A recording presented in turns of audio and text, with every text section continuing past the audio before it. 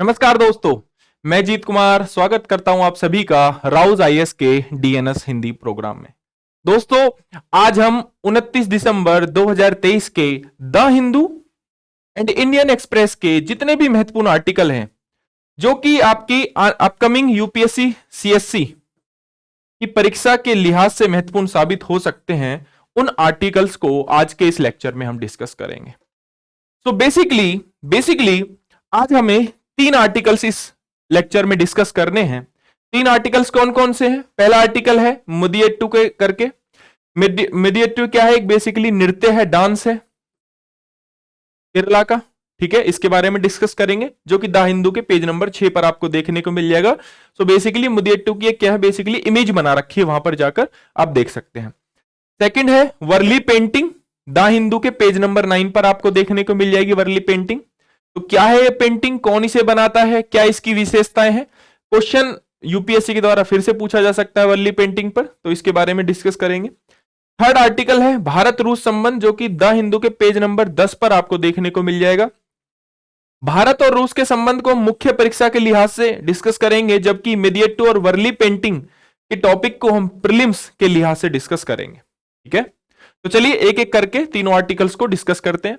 तो पहला आर्टिकल मुदियट्टू जो है, तो बेसिकली अगर हम देखें तो द हिंदू में कहीं पर ये केरला में बेसिकली परफॉर्म हुआ था, तो इसका कोई कंटेक्स्ट नहीं है। कंटेक्स्ट इन द सेंस कि इसको एक्सप्लेन नहीं किया है द हिंदू में, जस्ट द हिंदू में एक इसकी इमेज दे रखी है। तो हमें डिस्कस करना है मुदियट्टू नृत्य के बारे में। क्यों? क्योंकि ऑलरेडी यूपीएससी नृत्यों के ऊपर या फिर डांस फॉर्म के ऊपर क्वेश्चन पूछता रहता है। जैसे स्तरीय जो नृत्य है उसके ऊपर 2014 में ऑलरेडी यूपीएससी क्वेश्चन पूछ चुका है। ठीक है, तो चलिए एक एक करके डिस्कस करते हैं इसके सारे के सारे वो पॉइंट्स जो कि प्रीलिम्स में बन सकते हैं। तो सबसे पहले क्या है आपका मुदियट्टू? तो मुदियट्टू एक नृत्य है, कहां का? डांस फॉर्म है, कहां की? केरला की, है ना, केरल की। ठीक है, यहां तक क्लियर? यस। सेकंड पॉइंट अगर हम बात करें तो ये आपका क्या है? थिएटर है। ठीक, थिएटर भी कैसा? थिएटर भी कैसा मतलब बेसिकली परफॉर्म करा जाता है थिएटर को, तो कैसा? पारंपरिक अनुष्ठान, पारंपरिक अनुष्ठान थिएटर है। ठीक, 2 पॉइंट। तीसरा पॉइंट, ये जो अनुष्ठान है, ये जो थिएटर है, जो नृत्य है, वो किसके लिए किया जाता है, किस बिहाफ पे किया जाता है? तो बेसिकली ये किया जाता है देवी काली और राक्षस दारिका के बीच जो लड़ाई हुई है, के बीच लड़ाई पर आधारित क्या है? पौराणिक पौराणिक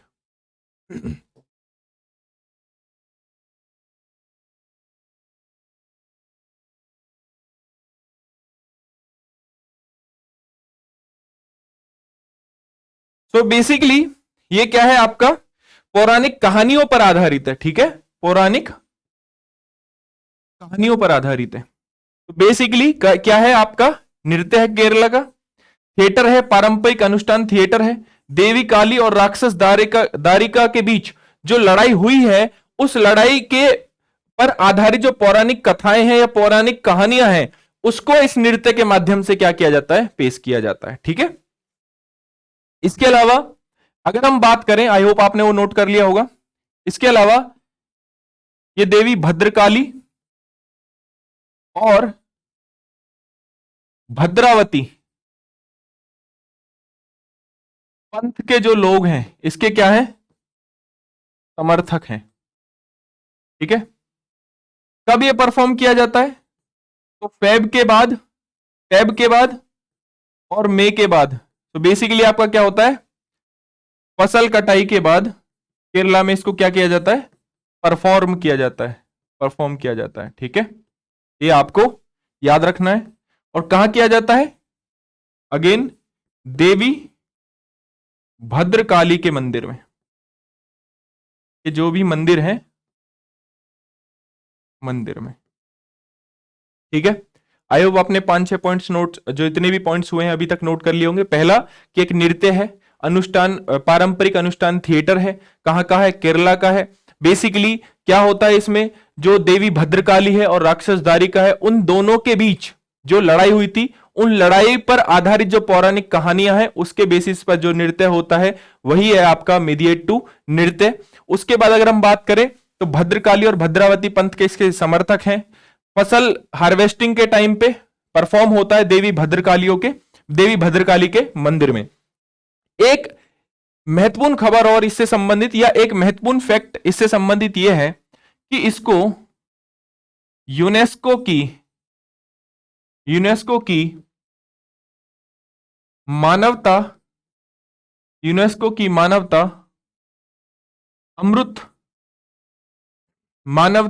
अमृत सांस्कृतिक विरासत के रूप में दर्जा दिया गया है, या उस सूची में शामिल किया गया है। कब? 2010 में। तो cultural intangible heritage of humanity के रूप में इसको क्या है, बेसिकली सूची में रखा गया 2010 में। और केरला की ये सेकंड ऐसे नृत्य है बेसिकली, है ना, केरला का सेकंड ऐसा थिएटर आर्ट फॉर्म है जिसको रखा गया यूनेस्को के इस मानवता अमृत सांस्कृतिक विरासत के सूची में। ठीक है, चलिए कुछ, आई होप यहां तक आपने सारे के सारे पॉइंट्स नोट कर लिए होंगे जो कि प्रीलिम्स में आपसे पूछे जा सकते हैं। तो चलिए कुछ ऐसे थिएटर फॉर्म्स को याद कर लेते हैं जो कि अपकमिंग यूपीएससी प्रीलिम्स में पूछा जा सकता है, मैच द फॉलोइंग बना के। ठीक है, जैसे भंड पाथेर के नाम से जम्मू कश्मीर, स्वांग हरियाणा में एक और है। ठीक है, जैसे जनगम ज्ञान, ठीक, नौटंकी कहां पे होती? यूपी में। रासलीला यूपी में। ठीक है, भवाई गुजरात में, जत्रा वेस्ट बंगाल, मार्च एमपी, बहोना असम, ठीक है, तमाशा महाराष्ट्र में। सो ऐसे ही आर्ट्स फॉर्म हैं, या सॉरी ऐसे ही कुछ थिएटर फॉर्म्स हैं जो कि भारत के डिफरेंट जो है राज्य हैं उनमें परफॉर्म होते हैं। तो आप इसका एक स्क्रीनशॉट ले सकते हैं, क्या पता भविष्य में एक ऐसा क्वेश्चन बन जाए। आप स्क्रीनशॉट ले सकते हैं। एक बार मैं साइड में हट जाता हूं कि भविष्य में क्या पता एक क्वेश्चन ऐसा बन जाए, भविष्य में क्या पता कि कोई एक ऐसा क्वेश्चन बन जाए कि आपको एक साइड थिएटर फॉर्म दे दी जाए एंड एक साइड आपको क्या बता दी, एक साइड आपको स्टेट दे दिए जाए। तो यूपीएससी प्रीलिम्स में यहां से क्वेश्चन बन सकता है। चलिए सेकंड आर्टिकल को डिस्कस करते हैं। तो इसके पहले, सेकंड आर्टिकल डिस्कस करने से पहले एक अभ्यास प्रश्न मैं आपको दिए देता हूं। कभी कभी समाचारों में दिखने वाला मेदिएट्टू क्या है? तो ए बी सी डी यहां पर ऑप्शन दिए हुए हैं। अगेन आपको कमेंट बॉक्स में इसका उत्तर देना है। चलिए सेकंड आर्टिकल हम डिस्कस करेंगे।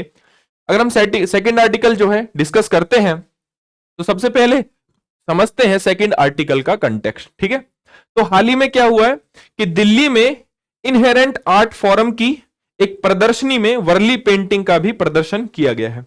तो ओवरऑल अगर इसका कंटेक्स्ट समझेंगे तो यही है कि भाई दिल्ली में आयोजित इनहेरेंट आर्ट फॉर्म की प्रदर्शनी में वर्ली पेंटिंग का भी प्रदर्शन किया गया। तो आपको ये वर्ली पेंटिंग के बारे में जानना चाहिए। अगेन यूपीएससी प्रीलिम्स में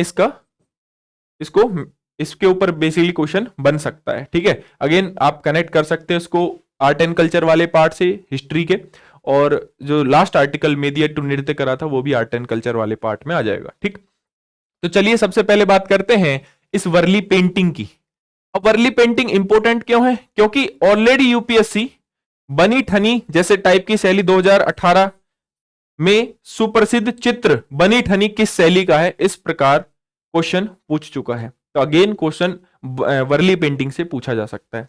तो अगर मैं बात करूं वर्ली पेंटिंग की तो कुछ मोटी मोटी बातें जो आपको याद रखनी है कि वर्ली जो पेंटिंग है, तो वर्ली जो इसमें है वो एक ट्राइब है, ठीक है, जो इस पेंटिंग को बनाती है, और ये पेंटिंग है बेसिकली महाराष्ट्र की। ठीक, दूसरा पॉइंट याद रखना है कि इसमें केवल और केवल जो बेसिकली लाल दीवारें होती हैं उसमें इसके जो चित्र बनाए जाते हैं उसमें केवल सफेद रंग का प्रयोग होता है, जो बेसिकली गम और राइस के पीसने के से जो चूना पीस के बनाते हैं हम राइस से, ठीक है, जो पाउडर बनता है उसके इस्तेमाल से बनता है वो।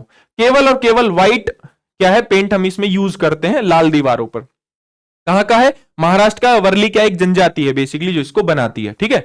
तो वर्ली कला एक आदिवासी चित्रकला का एक रूप है जिसकी उत्पत्ति भारत के महाराष्ट्र में हुई है। अब इसमें बेसिकली क्या बताते हैं? जनजीवन के बारे में बताते हैं, ठीक है। जनजीवन जैसे शिकार करना, कोई नृत्य हो गया, कोई कल्चर कोई चीज हो गई, तो उसके बारे में भी हम आगे जाके सीखेंगे। ये ज्यादातर महाराष्ट्र में के उत्तरी सह्याद्री रेंज के वर्ली आदिवासी लोगों द्वारा बनाया गया है। चित्रकारी अधिकतर सफेद रंग का ही इसमें क्या होता है? उपयोग होता है, ठीक है। फिर इसमें कुछ प्रचलित कलाकृतियां हैं, जैसे ये बेसिकली ज्योमेट्री का यूज करते हैं, जिसमें जैसे कोई सर्कल बना दिया, कोई ट्राइंगल बना दिया, कोई बेसिकली वर्ग बना दिया। तो सर्कल का मतलब क्या हो गया? सूर्य और चंद्रमा का प्रतिनिधित्व करता है। तो यह कला मुख्य रूप से वृत्त, त्रिकोण और वर्ग जैसी बुनियादी ज्यामितीय आकृतियों का उपयोग करके बनाई जाती है। वृत्त का मतलब सूर्य और चंद्रमा, त्रिकोण का मतलब पहाड़, ठीक है, सक्वाकार पेड़ों को दर्शाता है। अब ये सब आपको याद करने की जरूरत नहीं है, लेकिन आपको यह पता होना चाहिए कि इस पेंटिंग में ज्यामितीय आकृतियों का इस्तेमाल किया जाता है। तो इस पॉइंट को आप स्टार करके नोट कर सकते हैं, ठीक है। त्रिकोण का मतलब पहाड़, वर्ग का मतलब कि एक पवित्र भूमि का कोई टुकड़ा, ठीक है, पवित्र बाड़ा या भूमि का कोई टुकड़ा। और प्रत्येक जो अनुष्ठानिक पेंटिंग में केंद्रीय आकृति वर्ग है, जिसे चौक या चौखट के रूप में जाना जाता है, जो ज्यादातर दो प्रकार के होते हैं, जिन्हें देव चौक कहते हैं या फिर लगन चौक के नाम से भी जाना जाता है। तो आप चौखट और चौक को भी नोट्स में अपने मेंशन कर सकते हैं। क्या पता प्रीलिम्स में आपसे पूछ ले कि चौक और चौखट, या फिर ऐसा होता है ना, एक स्टेटमेंट दे दी जाती है कि उपयुक्त विवरण के आधार पर इस पेंटिंग को पहचाने। तो क्या पता आपको ज्यामितीय आकृति के बारे में बता दें, क्या पता आपको चौखट या चौक के बारे में बता दें। तो एक संभावनाएं लगाई जाती हैं कि इस प्रकार का क्वेश्चन मे बी यूपीएससी में, अपकमिंग यूपीएससी में बन सकता है, ठीक। इसके बाद अगेन कुछ इसके विषय हैं। अगेन मैंने वही बताया कि देखो, शिकार, मछली पकड़ना, खेती करना, पेड़ों और जानवरों को चित्रित करना, ये सब दृश्य हैं, इनसे घिरी हुई होती है पेंटिंग। मतलब सारी जो जनजीवन से संबंधित चीजें हैं वो इस पेंटिंग में बनाई जाती हैं, ठीक। त्योहार और नृत्यों का भी अनुष्ठान चित्रों में चित्रित किया जाता है, ठीक। चलिए इसके आधार पर एक मैं आपको प्रश्न दिए देता हूं, अभ्यास प्रश्न, जिसका अगेन आपको कमेंट बॉक्स में उत्तर देना है। तो वर्ली पेंटिंग के संदर्भ में निम्नलिखित कथनों पर विचार कीजिए। तो क्या ये मध्य प्रदेश की स्थानिक चित्रकला है? तो मध्य प्रदेश की तो नहीं है। कहां की है? महाराष्ट्र की है। अभी जस्ट मैंने इसको बताया था। इसका संबंध वर्ली जनजाति से है, आमतौर पर दीवारों पर की जाती है। इसमें वृत्त, त्रिकोण, वर्ग जैसी बुनियादी ज्यामितीय आकृतियों का उपयोग किया जाता है। तो उपयुक्त कथनों में से कितने कथन सत्य हैं? केवल एक, केवल दो, केवल तीन, सभी चार। तो अपने इस नॉलेज के बेसिस पर अगेन आपको इसका उत्तर देना है कमेंट बॉक्स में। तो बेसिकली दो प्रीलिम्स के ऐसे आर्टिकल्स हैं जिनको हमने डिस्कस किया। एक तो बेसिकली मेदियाट्टू नृत्य, जो कि कहां का था? केरल का था। एक शॉर्ट अगर रिवीजन देखें तो, ठीक है, केरल का था। तो भाई इसमें क्या होता है? इसमें देवी काली और राक्षस जो दारिका है, उन दोनों के बीच जो लड़ाई हुई थी, उनकी पौराणिक कथाओं पर ये आधारित, उनकी कहानियों पर आधारित नृत्य है। फिर उसको यूनेस्को के इंटेंजिबल कल्चरल हेरिटेज ह्यूमैनिटी में उसको रखा गया था 2010 में, ठीक। फिर हमने कुछ क्या करा था कि कुछ थिएटर फॉर्म्स थे जो कि देखे थे, जैसे रास लीला है, वो कहां पर जो है वो कहां पर होती है? यूपी में होती है। कुछ हरियाणा के देखे, सारे के सारे स्टेट्स के उसमें इंक्लूड थे, जिसका स्क्रीनशॉट आई होप आपने ले लिया होगा। एंड देन अगेन उसका आपको कमेंट बॉक्स में उत्तर भी देना था, ठीक। फिर उसके बाद हमने डिस्कस किया वर्ली पेंटिंग के बारे में। अगेन वर्ली एक समूह, बेसिकली जनजाति है, महाराष्ट्र की है, जो कि बनाती है, इसी पेंटिंग को बनाती है, तो वर्ली पेंटिंग कह दिया। केवल और केवल सफेद रंग का इसमें इस्तेमाल होता है। लाल रंग के दीवारों पर ये पेंटिंग की जाती है। बेसिकली अपने जनजीवन के बारे में इनको दर्शाते हैं। अब इसमें ज्यामितीय आकृतियों का इस्तेमाल होता है, जैसे वृत्त हो गया, त्रिकोण हो गया, है ना, वर्ग हो गया, इन सब का इस्तेमाल किया जाता है, ठीक है। अब इसमें अब वृत्त का अलग यूज है, जैसे चंद्रमा और सूर्य, त्रिकोण का अलग, वर्ग का अलग, हालांकि आपसे ऐसा पूछेगा नहीं, ठीक। तो ओवरऑल जो चित्रकला है उसके ऊपर मैंने फिर एक आपको अभ्यास प्रश्न दिया, जो कि आपको अगेन इसका उत्तर कहां देना है? कमेंट बॉक्स में देना है, ठीक।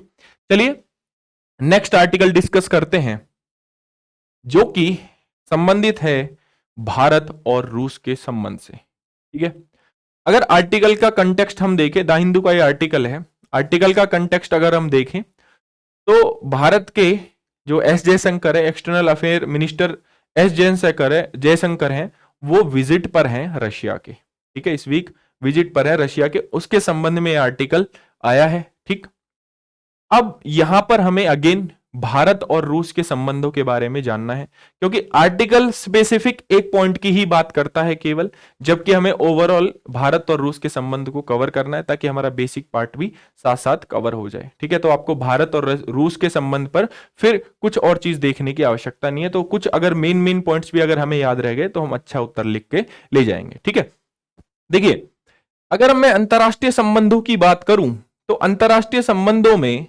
ना तो कोई किसी का शत्रु होता है ना कोई किसी का मित्र होता है। राष्ट्रहित ये तय करते हैं कि कौन किसका शत्रु होगा, कौन किसका मित्र होगा।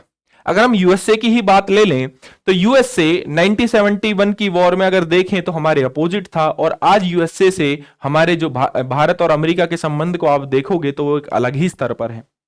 लेकिन अगर मैं रशिया की बात करूं तो रशिया ने हमारा जब साथ दिया, पहले यूएसएसआर कहलाता था, ठीक है, फिर बाद में विखंडित हुआ 1991 में, एंड देन अभी रशिया। रूस की हम बात करेंगे तो रूस की अगर हम बात करें तो जब सबसे ज्यादा हमें जरूरत थी 1971 की वॉर में, तो जब हमारी मदद किसने, रूस ने हमारी मदद की थी। लेकिन वर्तमान जो संबंध हैं वो फिर से कहीं ना कहीं डगमगाते हुए दिखाई दे रहे हैं।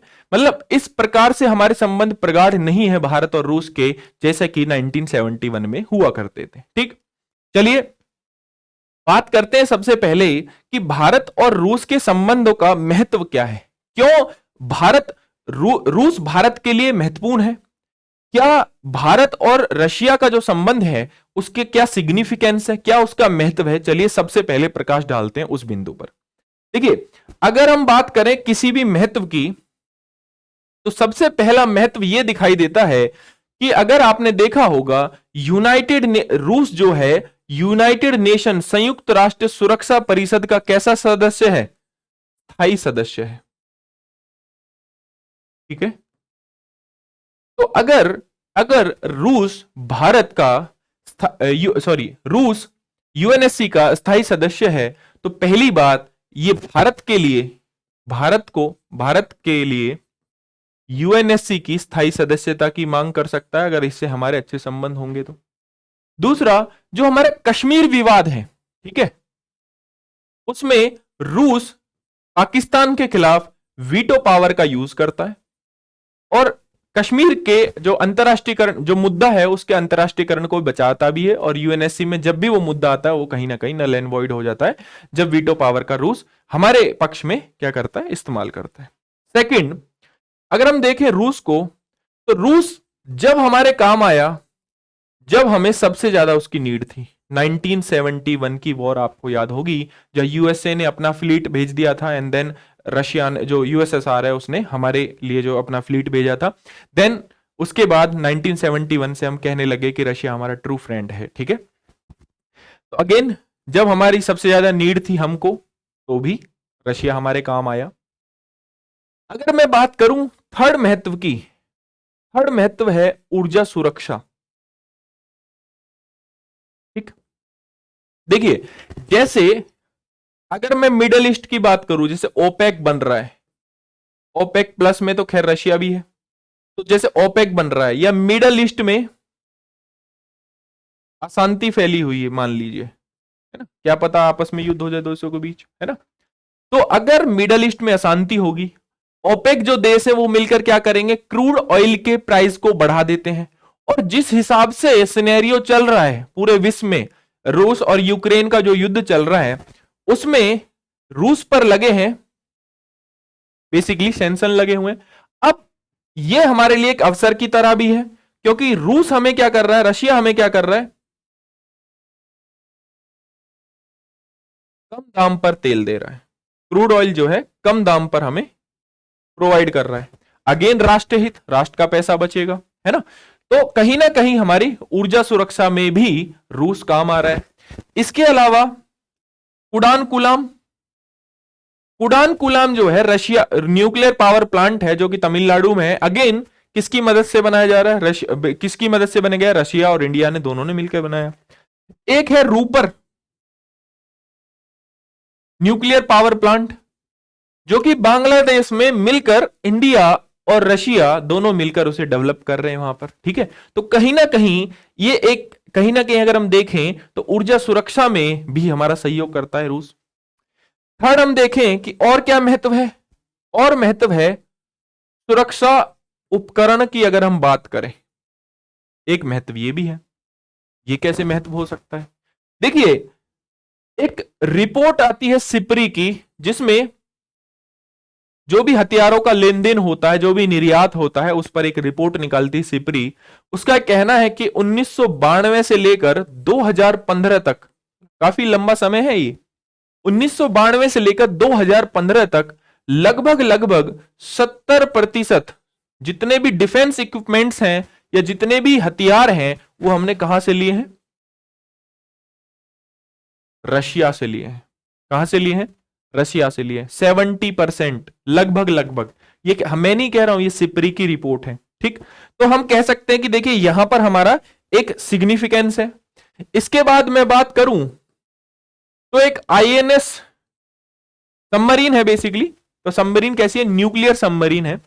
तो आईएनएस चक्रा, आईएनएस चक्रा को रूस ने हमें बेसिकली अगेन लीज पे दिया सबमरीन को।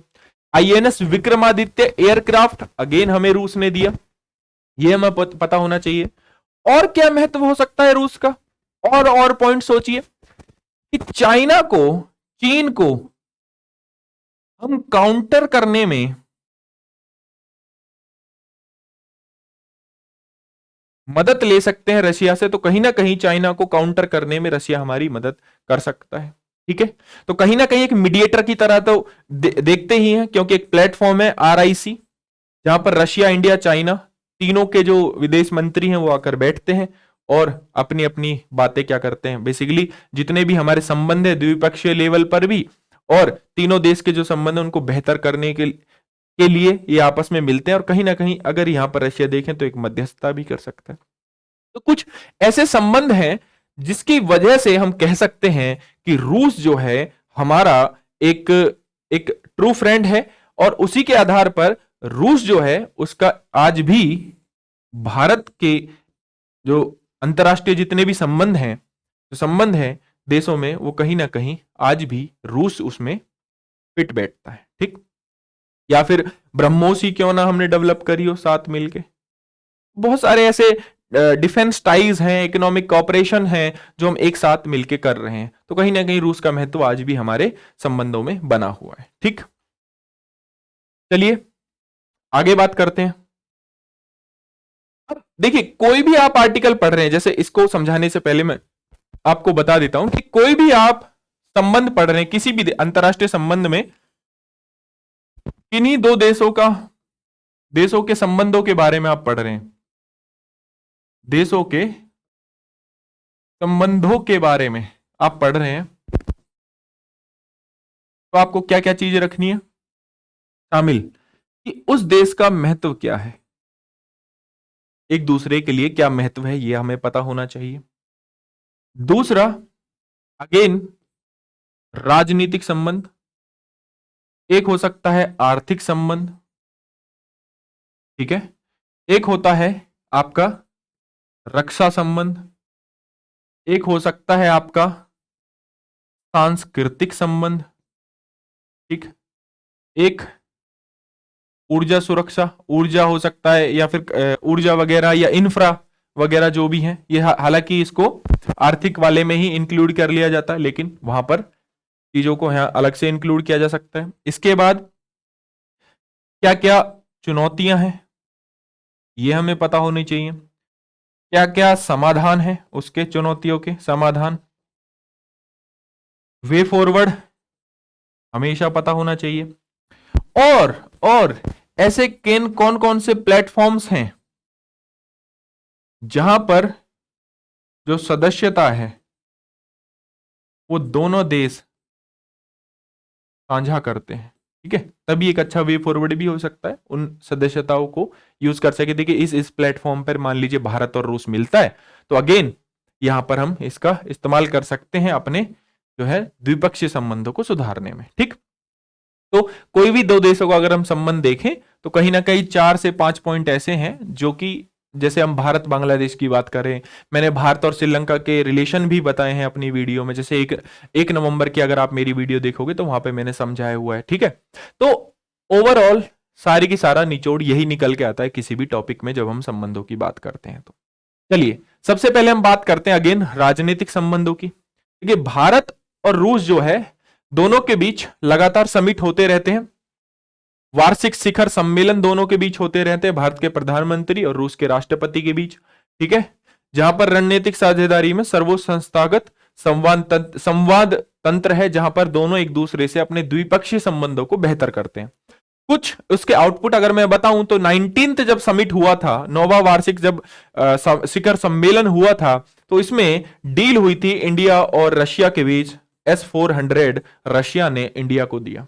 ठीक है, इसके बाद में बात करूं तो 2018 में ये हुई थी, फिर 2019 का जो वार्षिक शिखर सम्मेलन हुआ तो भारत के जो प्रधानमंत्री हैं उनको रशिया ने अपने यहां का सर्वोच्च नागरिक हाईएस्ट सिविलियन अवार्ड दिया था, जैसे सेंट एंड्रयू द एपोस्टल का आदेश है ना। तो ये बेसिकली वहां का सर्वोच्च नागरिक सम्मान है जो कि हमारे भारत के प्रधानमंत्री को दिया था।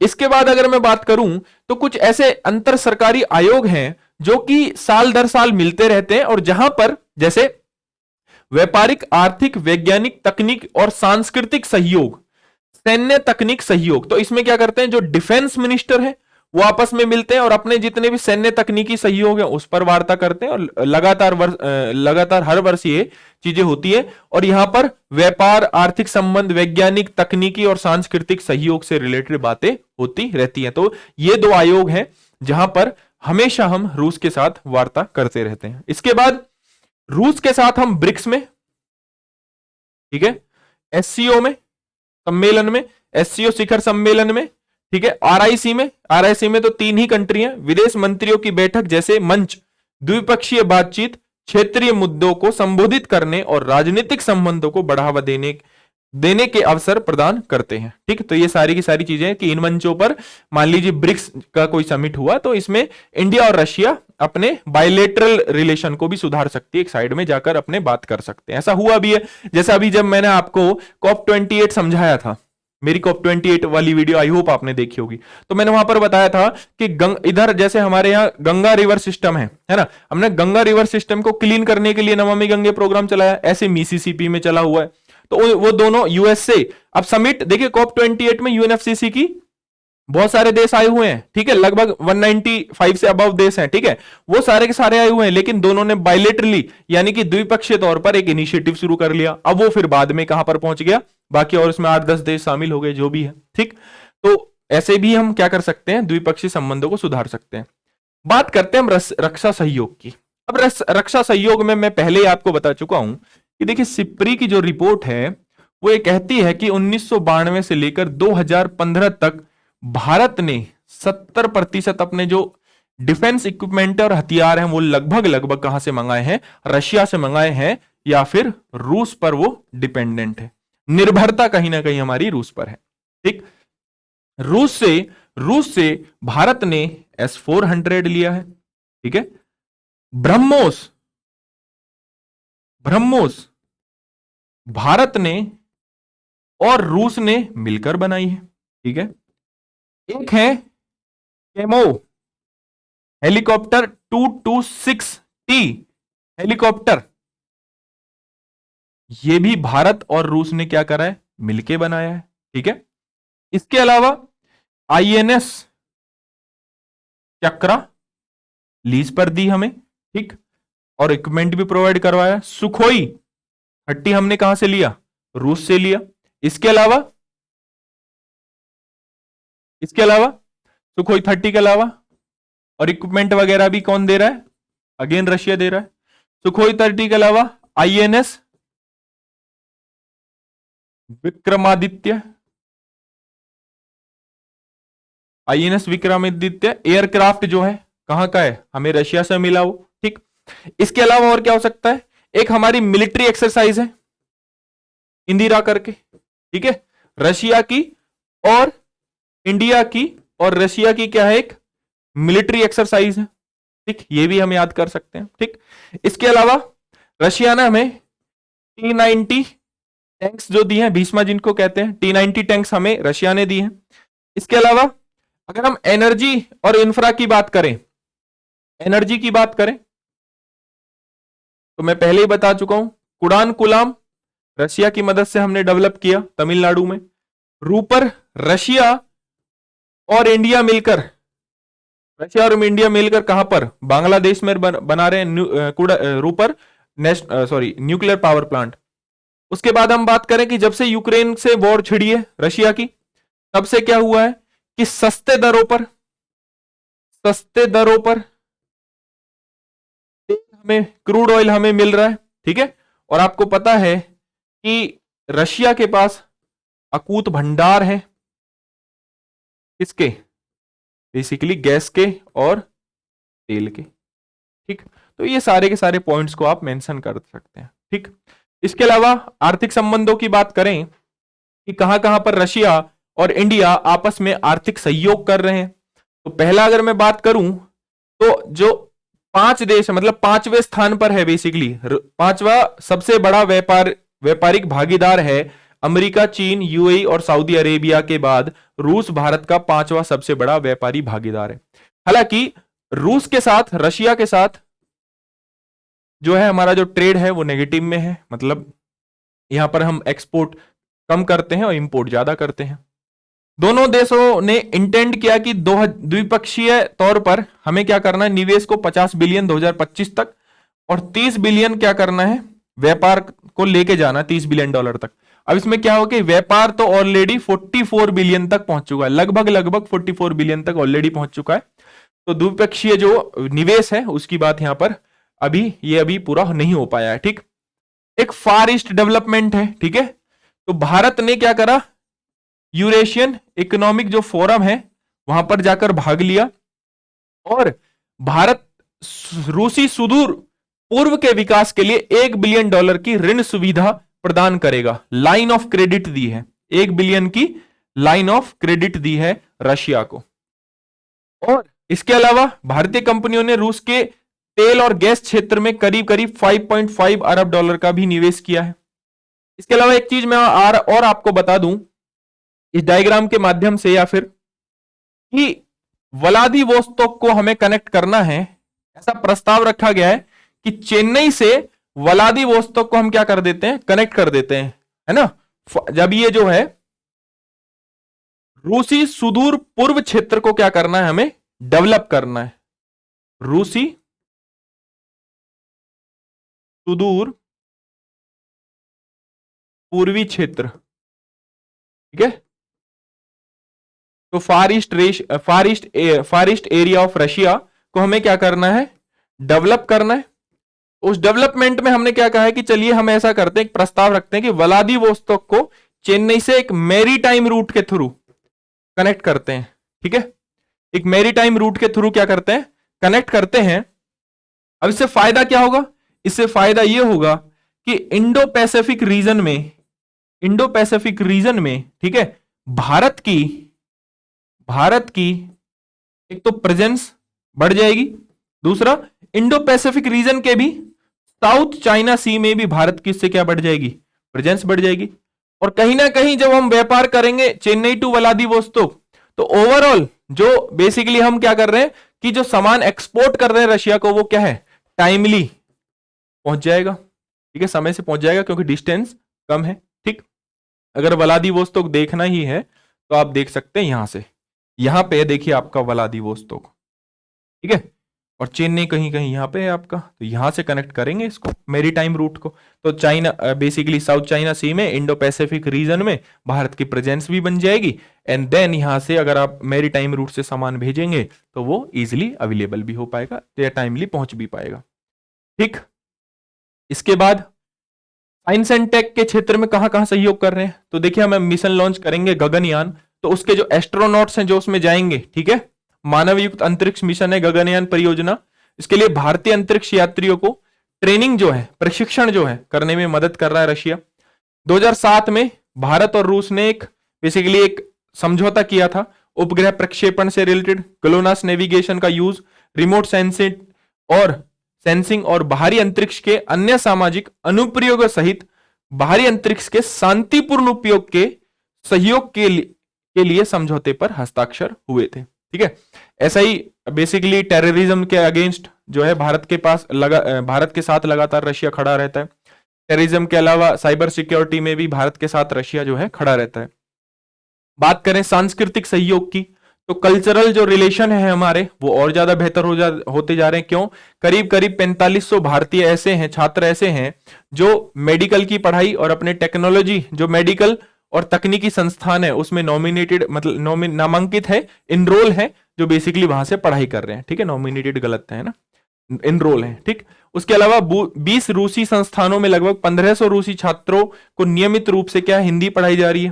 ठीक है, तो इससे क्या होता है, पीपल टू पीपल जो टाइज है वो हमारी क्या होती है, बेहतर होती है। ठीक, इसके अलावा रूस में भारत महोत्सव सितंबर 2018 से मार्च 2019 तक 22 शहरों में आयोजित किया गया। तो भारत महोत्सव, रूस में भारत महोत्सव शुरू किया गया था जो कि 22 शहरों में हुआ। यहां पर 10 समूहों के द्वारा 34 प्रदर्शन किए गए। तो यहां पर भारत का जो संगीत है, भारत का जो नृत्य है, बेसिकली इंडिया का जो कल्चर है या उसके व्यंजन है, खाना पीना, आध्यात्मिक परंपराओं का प्रदर्शन किया गया। तो इससे अगेन क्या होता है, अगेन ये होता है, इससे पता लगता है कि कहीं ना कहीं रूस और भारत के जो संबंध है वो प्रगाढ़ संबंध है। पीपल टू पीपल टाइज क्या है, बढ़ रही है। जैसे मैंने अब जब आपको श्रीलंका का जो है बेसिकली आपको रिलेशन समझाया था, भारत और श्रीलंका संबंध, तो वहां भी मैंने आपको कल्चरल रिलेशन में पीपल टू पीपल टाइज के बारे में बताया था। और श्रीलंका से तो हमारे पुराने संबंध थे कि जब अशोका ने अपने पुत्र और पुत्री को बौद्ध धर्म के प्रचार के लिए भेजा था। तो हालांकि रूस की खैर हम अगर बात करें तो यहां भी पीपल टू पीपल टाइज के लिए कुछ ना कुछ प्रोग्राम चलाए जा रहे हैं। ठीक है, इसके अलावा ऐसी कौन कौन सी चुनौतियां हैं आज भी ऐसे हमारे संबंधों में जो हमें देखने को मिलती हैं। ठीक है, तो उनके बारे में हमें बात करनी है। तो अगर हम चुनौतियों की बात करें तो देखिए सिनेरियो धीरे धीरे चेंज हो रहा है। मैंने कहा ना, शुरू में मैंने कहा था कि कोई भी राष्ट्र जो है ना किसी का शत्रु होता है ना किसी का मित्र होता है। राष्ट्र हित पर यह निर्भर करता है कि कौन सा राष्ट्र किसका शत्रु होगा, कौन सा राष्ट्र किसका मित्र होगा। जैसे पाकिस्तान हमारा शत्रु है, उनके लिए हम शत्रु है। क्यों? क्योंकि हमारे बीच डिस्प्यूट है बहुत सारी चीजों को लेकर। ठीक है, अब जैसे यूएसए है, यूएसए एक टाइम पर हमारे ही खिलाफ 1971 में हमारे खिलाफ था। लेकिन आज अगर हम यूएसए की ओर देखें तो इंडिया और यूएसए की जो टाइज हैं, ठीक है, जो द्विपक्षीय संबंध हैं, वो धीरे धीरे क्या हो रहे हैं, बहुत ज्यादा बेहतर हो रहे हैं। तो ये कहीं ना कहीं रूस को हमसे दूर करता है। ठीक है, बैलेंस तो खैर हम बनाए हुए हैं, दोनों शक्तियों के बीच संतुलन तो भारत बनाए हुआ है। ठीक है, लेकिन फिर भी कहीं ना कहीं जो रशिया है, अगर हम यूएसए की ओर जा रहे हैं तो यूएसए और रशिया का संबंध अच्छा नहीं है और हमारा और चाइना का अच्छा नहीं है, तो वो कहां चला जाता है, चाइना की ओर उसका झुकाव देखने को मिल रहा है।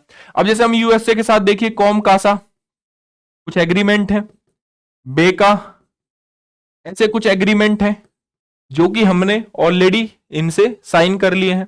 कहीं ना कहीं हम अपनी निर्भरता को, जो कि